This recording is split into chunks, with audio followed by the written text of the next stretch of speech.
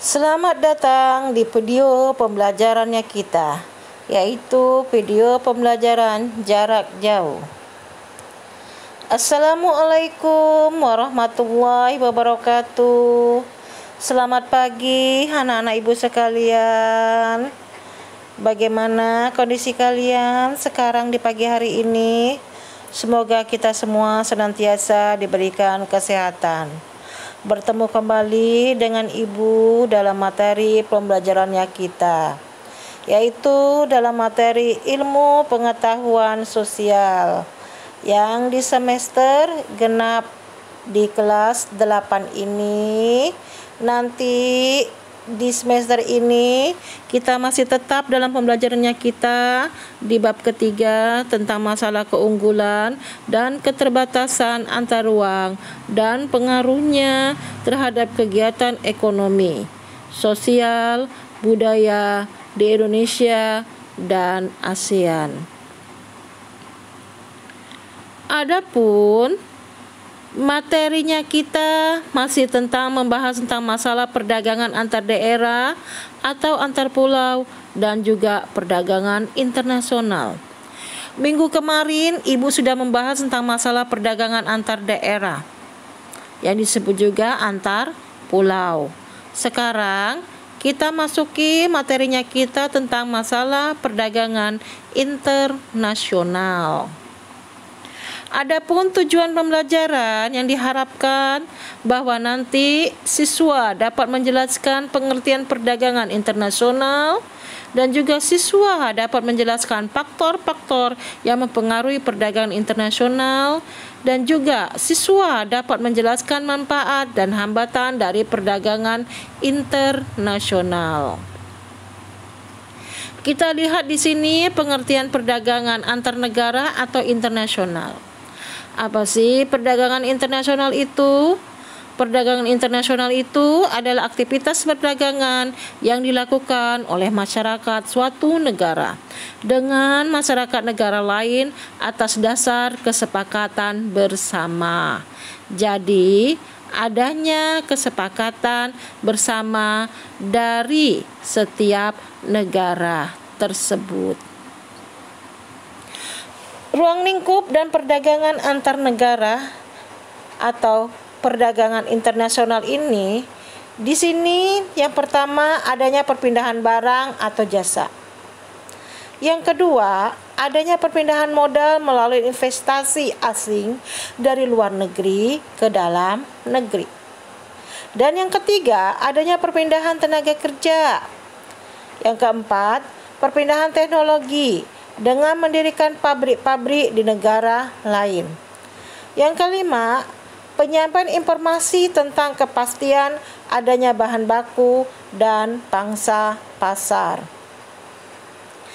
Adapun kegiatan perdagangan antar negara yaitu adanya ekspor dan juga adanya impor. Apa sih ekspor itu? Ekspor di sini adalah suatu aktivitas mengeluarkan suatu barang dari daerah pabean. Daerah pabean itu sendiri yaitu suatu daerah milik Republik Indonesia. Karena kita berbicara di sini tentang negara kita yaitu Republik Indonesia, berarti daerah pabeannya itu adalah negara Republik Indonesia atau milik dari negara Republik Indonesia, yang terdiri dari wilayah darat, perairan, dan udara, dan juga mencakup seluruh daerah tertentu yang berada di dalam zona ekonomi eksklusif. Jadi, secara sederhana, ekspor itu adalah suatu aktivitas mengeluarkan produk barang dari dalam negeri ke luar negeri dengan tetap memenuhi standar peraturan dan ketentuan yang ada. Nah, itulah garis besarnya dikatakan ekspor. Jadi ekspor itu adalah suatu aktivitas untuk mengeluarkan produk. Jadi produk itu keluar dari negara. Misalnya adalah negara Indonesia. Jadi produk yang andalan kita keluar dari negara Indonesia ke negara yang lainnya. Lanjut berikutnya lagi impor. Impor itu adalah suatu aktivitas memasarkan produk barang dari daerah pabean atau membeli suatu produk barang atau jasa dari negara lain untuk bisa memenuhi kebutuhan dasar dalam negeri. Aktivitas pengiriman barang impor yang dilakukan dengan skala besar ini membutuhkan proses pendampingan oleh bea cukai. Umumnya, pihak pemerintah akan menetapkan tarif pajak atas setiap produk impor ke masing-masing importirnya. Jadi di sini kalau umpamanya ada barang yang masuk ke dalam negara kita, pemerintah akan menetapkan tarif dari pajaknya. Ya, di mana pajak nanti ini akan memberikan devisa kepada negara kita. Berikutnya kebijakan pemerintah untuk mendorong ekspor. Apa itu kebijakan pemerintah?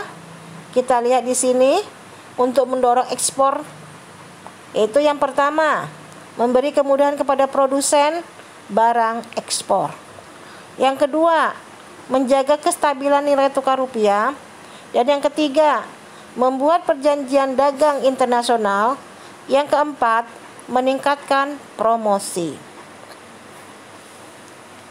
Kalau umpamanya kita lihat di sini, negara yang melakukan ekspor itu disebut juga eksportir. Sementara negara pelaku impor disebut juga importir. Apa manfaat perdagangan antar negara? Banyak sekali manfaat dari adanya hubungan perdagangan antar negara. Manfaat pertama bisa kita lihat yaitu memperoleh keuntungan. Jelas, ya, yang namanya perdagangan, apalagi perdagangan antar negara, pasti akan memperoleh keuntungan. Nggak mungkin yang namanya perdagangan itu kalau tidak ada untung. Pasti memperoleh keuntungan. Kemudian yang kedua, memperoleh barang yang tak dapat diproduksi di dalam negeri. Nih, jadinya ada pertukaran barang di mana suatu negara tersebut tidak bisa memproduksinya. Misalnya Indonesia tidak bisa memproduksi produk A. Kemudian katakanlah Malaysia bisa memproduksi produk B. Nah, di sini adanya barter atau pertukaran dalam perdagangan tersebut. Kemudian yang ketiga, menjalin persahabatan antar negara. Jelas manfaatnya. Terbinanya hubungan persahabatan antar negara yang satu dengan negara yang satunya lagi. Kemudian yang keempat, adanya transfer teknologi modern. Adapun faktor-faktor pendorong perdagangan antar negara itu, yang pertama, untuk memenuhi kebutuhan barang dan jasa dalam negeri.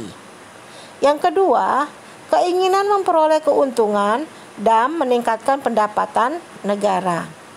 Yang ketiga, adanya perbedaan kemampuan penguasaan ilmu, pengetahuan, dan teknologi dalam mengelola sumber daya ekonomi. Yang keempat, adanya kelebihan produk dalam negeri sehingga perlu pasar baru dan menjual produk tersebut. Yang kelima, adanya perbedaan keadaan seperti sumber daya alam, iklim, tenaga kerja, budaya, dan jumlah penduduk yang menyebabkan adanya perbedaan hasil produksi dan adanya keterbatasan produksi.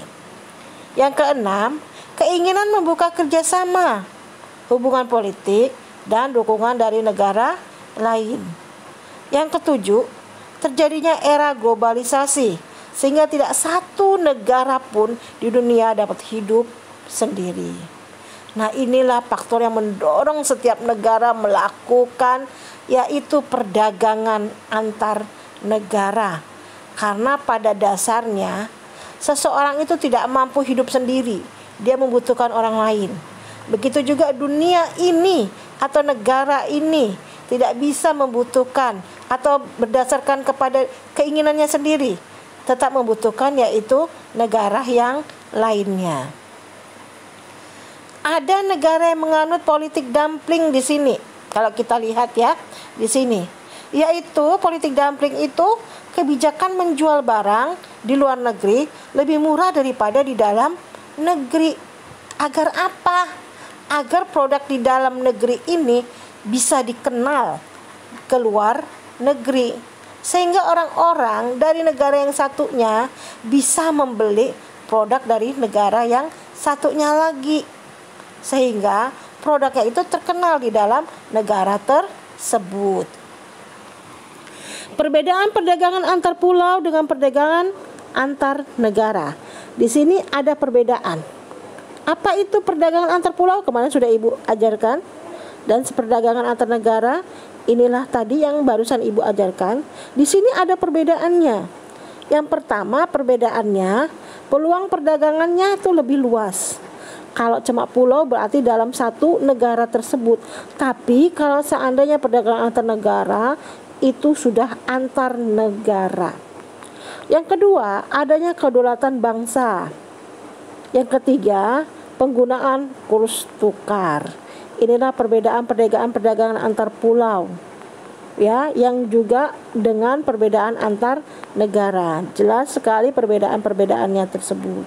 Karena yang namanya antar pulau itu dalam satu negara, perdagangan dalam satu negara, sementara perdagangan antar negara yaitu perdagangan yang terjadi antara dua negara atau lebih. Nah, itulah tadi materi yang sudah Ibu paparkan.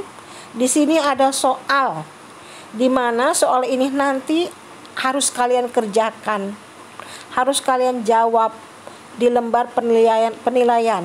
Linksnya nanti yang kalian dapatkan, ya. Ini soalnya, soal nomor 1 itu apa yang dimaksud perdagangan antar negara? Kamu jawab. Kemudian yang kedua, jelaskan apa yang dimaksud ekspor. Yang ketiga, jelaskan apa yang dimaksud impor. Yang keempat, apa manfaat perdagangan antar negara. Yang kelima, sebutkan perbedaan perdagangan antar pulau dengan perdagangan antar negara. 5 soal di sini kamu jawab di lembar penilaian atau link yang sudah disediakan. Kamu jawab, jangan asal-asalan, karena ini akan memberikan nilai atau poin kepada kamunya. Terima kasih anak-anak Ibu sekalian, kalian sudah menyimak video pembelajarannya kita. Nanti kita ketemu kembali dalam materi pembelajaran kita selanjutnya. Ibu akhirin saja, kalian tetap jaga kesehatannya. Insya Allah kita nanti tetap bisa bertemu kembali. Wabillahi taufiq wal hidayah. Wassalamualaikum warahmatullahi wabarakatuh. Thank you, terima kasih anak-anak Ibu semuanya.